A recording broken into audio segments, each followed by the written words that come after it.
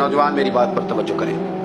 فرمایا وہ لوگ جو اپنی شرمگاہ کی والذین ہم لفروجہم حافظون، وہ لوگ جو اپنی شرمگاہ کی حفاظت کرتے ہیں. حضور غوث پاک رضی اللہ تعالیٰ عنہ فرمایا کرتے تھے دو چیزیں انسان اپنی سنبھال لینا، ایک پیٹ اور ایک شرمگاہ، تو فرماتے تھے ولایت اس کے بڑی قریب آ جاتی. ہم نہ ان لذات میں الجھ جاتے ہیں. سیانے سیانے بندے روٹی کمر سیدھی کرنے کے لیے کھانی چاہیے، زبان کے ذائقے کے لیے نہیں کھانی چاہیے. یہ زبان کا ذائقہ لگ جائے یہ کہیں کا نہیں چھوڑتا انسان. اپنی شرمگاہ کی جو لوگ حفاظت کر لیتے ہیں، کوئی بڑے سے بڑا گناہ کرنے سے بھی بندہ کافر نہیں ہوتا، بندہ کفر کرنے سے کافر ہوتا ہے. گناہ بڑے سے بڑا کرنے والا بھی گناہگار ہے، کافر نہیں. کہ بعض گناہ ایسے ہیں جو جس وقت بندہ کر رہا ہوتا ہے اس وقت وہ مومن نہیں ہوتا. میرے نبی کریم صلی اللہ تعالیٰ علیہ وسلم نے فرمایا جب کوئی شرابی شراب پیتا ہے اس وقت مومن نہیں ہوتا. جب کوئی چور چوری کرتا ہے تو اس وقت مومن نہیں ہوتا. اور جب کوئی زانی زنا کرتا ہے تو تب وہ مومن نہیں ہوتا. اتنی دیر کے لیے اس کے دل سے ایمان نکال لیا جاتا ہے. یہ جو ہمارے لڑکے بن سنور کے نکلتے ہیں، یہ جو میک اپ کا خرچہ لڑکیوں کے برابر لڑکوں کا ہوتا جا رہا ہے، یہ جو لڑکے بھی رات کو چہرے پر کریم لگا کر کے سوتے ہیں، یہ بتا سکتے ہیں کہ مقاصد کیا ہے؟ بتا سکتے ہیں؟ یعنی بچے بھی بغیر شیمپو کے بال نہیں دھوتے. مثلا کیا کرنا ہے آپ نے اس کا؟ بڑی بڑی قیمتی چیزیں جو ہیں وہ آپ نے رکھی ہوئی ہیں. مقصد کیا ہے؟ یہ جو ہمارے بچے بن سنور کے نکل رہے ہیں تو کیا دعوت دے رہے ہیں سوسائٹی کو؟ شارٹ نکرے پہن کے جو نکلے ہوئے ہیں، اریاں لباس پہن کے نکلے ہوئے ہیں. اقبال نے کہا تھا دیار مشرق حبس میں غلطاں، شباب اریاں شراب عیسیاں، جسے بھی دیکھو غری کے عیسیاں. ہم ایسی تہذیب کیا کریں گے؟ شباب اریاں، تم نے اپنی جوانی ننگی کر ڈالی ہے ساری معذرت. کن مقاصد کے لیے میں وہ اعداد و شمار بتا نہیں سکتا. ہمارے ہاں گند سستا ہو گیا ہے، لوگوں نے گناہ تک پہنچنا آسان بنا دیا ہے. آپ دیکھ لیں گندگی دروازے پہ اور گند موبائل میں. کیسے بچائیں ان بچوں کو؟ کیا کریں؟ کلیجے پھٹتے ہیں.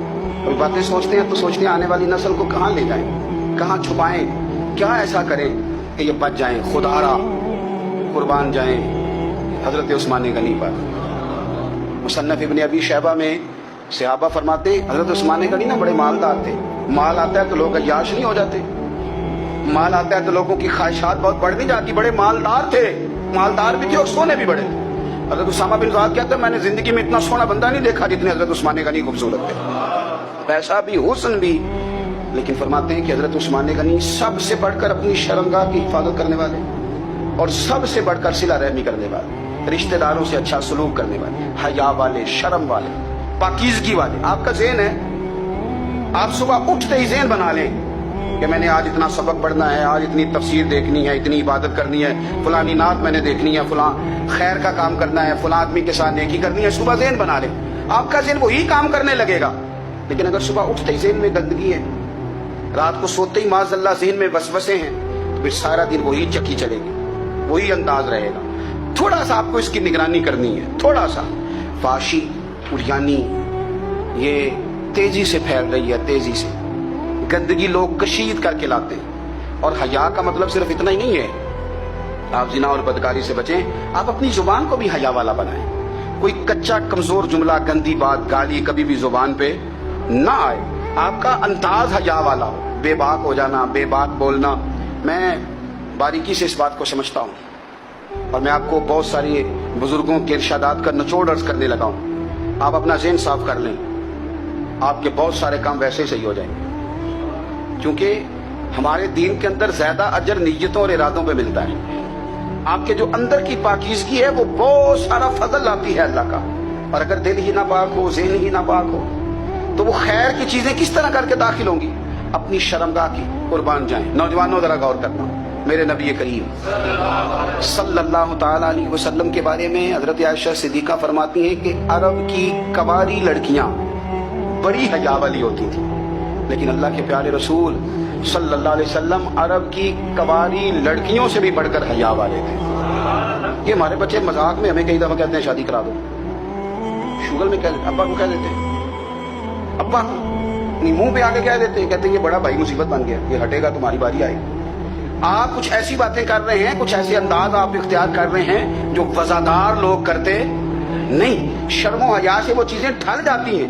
جو باتیں ہمارے بچوں کی زبانوں پر بے باکی کے ساتھ آنے لگی ہیں. اور میں آپ کو ایک عقلی بات عرض کرتا ہوں، آپ اپنی زبان سے جو جملے خود ادا کرتے ہیں وہ جملے آپ کے دل پر بھی اثر کرتے ہیں. اگر آپ غلط بات بار بار کریں گے تو آپ کا دل بھی غلط بات کی طرف مائل ہو جائے گا. آپ 10 بار 15 بار 20 بار کوئی خیر کی بات کریں، خیر کی، تو آپ دیکھیں کہ آپ کا دل بھی خیر کی طرف مائل ہو جائے گا. آپ خیر کی باتوں پر اپنے آپ کو لائیں، اچھی باتوں پر اپنی توجہ لائیں، آپ کا دل بھی اچھائی کی طرف مائل ہو جائے گا.